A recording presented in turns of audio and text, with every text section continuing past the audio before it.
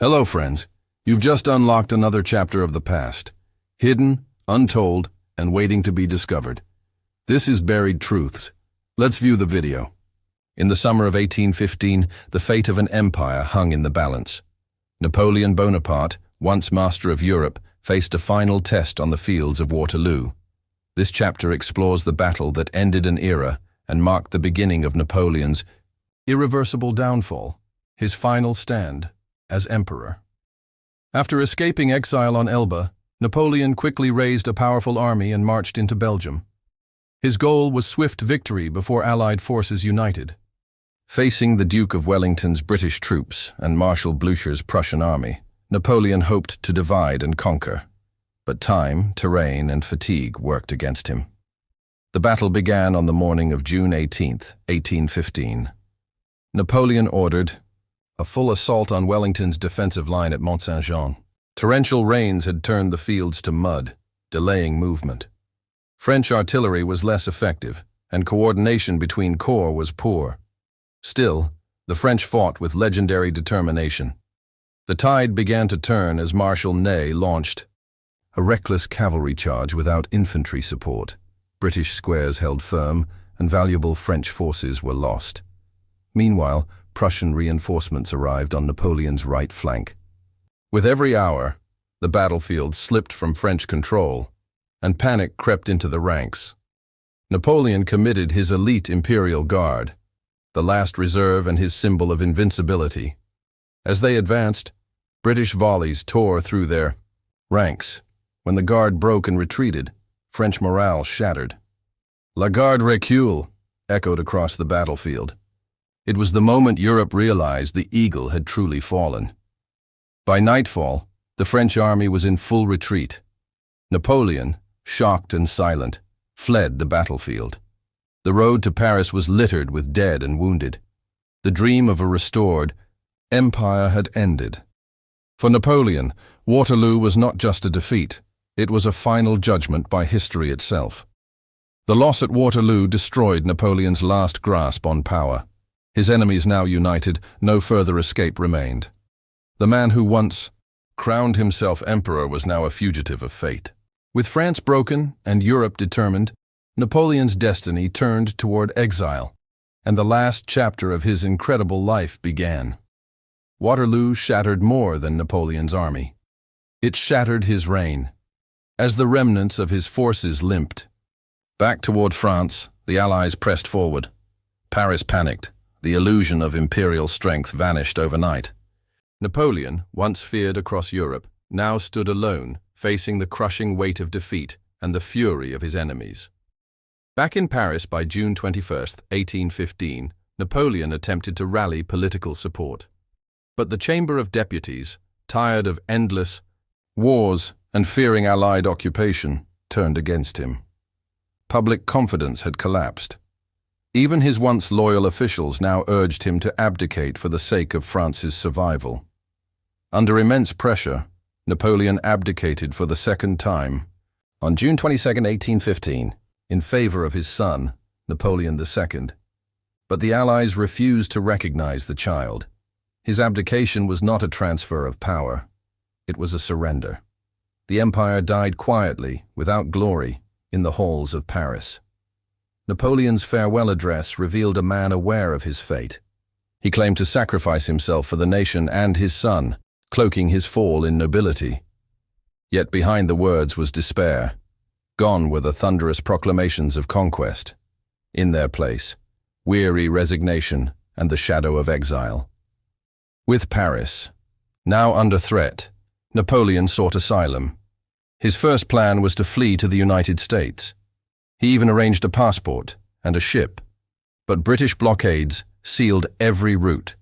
Hunted, desperate, and abandoned by allies, Napoleon found himself without sanctuary. His world had shrunk to a prison of defeat. Choosing not to flee further, Napoleon surrendered to the British on July 15, 1815. He boarded HMS Bellerophon off the French coast, declaring he trusted British honor. But there would be no dignity in his captivity. His surrender marked the end of ambition, the death of the empire in all but memory. Europe had no appetite for Napoleon's return. He was labeled a threat to peace, a disturber of worlds.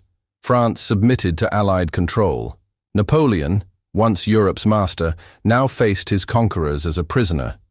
He had fought emperors and kings, but in the end, he was undone by the tide of history itself. Napoleon's surrender was not the end, but the beginning of exile. After boarding HMS Bellerophon, he believed he'd be sent to Britain, or even allowed to live peacefully in America. But the Allies had other plans. The British decided to imprison him on Saint Helena, a remote, windswept island in the South Atlantic. While Bellerophon remained anchored at Torbay, crowds gathered hoping to catch a glimpse of the fallen emperor. Napoleon, dressed in full military uniform, strolled the deck like a captive lion. British officials refused him entry to England. Rumors spread, and press coverage turned him into a political embarrassment for the crown. On August 7, 1815, Napoleon was transferred to HMS Northumberland for the final journey. The vessel carried soldiers, aids, and provisions for long imprisonment. The journey to Saint Helena took over 2 months. During this time, Napoleon remained composed, reading books, conversing with officers, and reflecting on his lost empire. The voyage itself was quiet but symbolic. As Europe celebrated peace, Napoleon drifted into isolation. The ocean became a barrier between him and everything he had once ruled. His companions described his moods as melancholic but dignified. He spoke often of past battles, and sometimes speculated on the politics of Europe. In October 1815, land finally appeared. Saint Helena, a jagged volcanic rock in the middle of nowhere. Barely 10 miles wide, it was ideal for confinement. The British chose it specifically because escape was impossible. The island was guarded by ships, soldiers, and the natural defenses of the Atlantic Ocean. Napoleon disembarked and was taken to a temporary residence, the Briars, while his long-term prison, Longwood House, was prepared. It was damp, windy, and unfit for royalty. This was no palace. From the heights of Europe's throne rooms, Napoleon now faced a lonely house surrounded by soldiers and emptiness. His fall was complete. The man who once redrew the map of Europe was now confined to an isolated dot on it. No more wars, no more glory, just endless waves and the rustling wind of exile. Saint Helena was not merely a location. It was a sentence, a life buried before death. Napoleon's exile on Saint Helena was not dramatic. It was suffocating. Far from Europe, he was surrounded by guards, sea, and silence. The man who once shook the continent now lived as a prisoner, in all but name. Days were repetitive, life was bleak, and the world quickly moved on without him. His residence, Longwood House, was cold, damp, and plagued by mold. The furniture was sparse, the roof leaked, and the wind howled constantly. Napoleon hated it. He spent hours inside, wrapped in heavy coats, his health slowly deteriorating. He often referred to the house as a tomb in the wilderness. The way. Island's governor, Sir Hudson Lowe, enforced strict surveillance. Lowe and Napoleon despised each other. Every movement was recorded. Mail was censored. Friends were vetted. Tensions between the two men created a hostile atmosphere that only deepened Napoleon's paranoia. He often accused the British of trying to kill him slowly. Despite isolation, Napoleon maintained routines.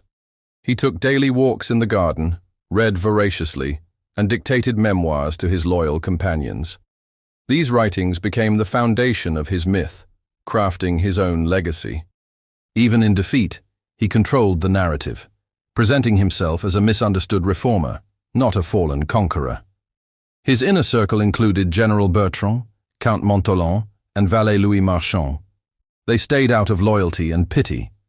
The CI's group lived in a strange twilight world, cut off from Europe, but still echoing with its memories. Conversations often returned to past glories and imagined futures that would never come. Napoleon's health steadily declined. He suffered from stomach pain, fatigue, and depression. Medical care was limited and often incompetent. By 1820, he rarely left his room. Yet he remained mentally sharp, discussing military campaigns and politics, as if he still commanded armies. His body weakened, but his mind burned on. Saint Helena became a slow death. Time was his final enemy, and it proved unbeatable. For Napoleon, the worst punishment was not chains, but obscurity. He once dictated the fate of nations. Now he was fading, uncelebrated and unseen. This exile was not just a punishment. It was the erasure of an emperor. In the shadowed corridors of exile, Napoleon's health began its final downward spiral. The once indomitable leader now suffered constant pain and relentless fatigue.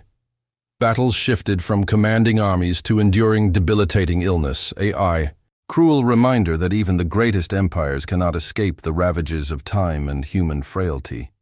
The agony was not only physical, as deep regrets haunted his every thought. Memories of battles, decisions, and lost ambitions flooded his mind with sorrow. Each sleepless night was a confrontation with past glories now tarnished, a painful reckoning that his once invincible spirit was faltering beneath relentless decline. In silence, amid the suffering, Napoleon's body showed signs of decay. His stomach ached with mysterious pains, and his once commanding voice grew weaker with every passing day. The royal physician, puzzling over symptoms and gradual deterioration, struggled to provide relief, while medicine of the era offered scant hope against his inner torment. Crippling loneliness accompanied his physical decline. Isolated from former allies and admirers, he endured a persistent melancholy. Letters from loyal followers and distant admirers arrived sporadically, evoking bittersweet memories. In those written words, he saw reminders of a glorious past, intensifying the inner sorrow that now defined his existence profoundly. Hunger and pain intertwined with regret as he re-examined his legacy. Once the architect of grand designs, he now craved solace over victory. His reflections were a medley of what-ifs and losses, where ambitious dreams collided with the bitterness of hindsight and the reality of a life consumed by remorse. The final months were marked by a relentless cycle of pain and fleeting moments of introspection. As he grappled with torment, a profound loneliness pervaded his remaining days. Each sunset offered a silent eulogy to his fading strength, while nightfall deepened the scars of regret etched upon his soul inevitably.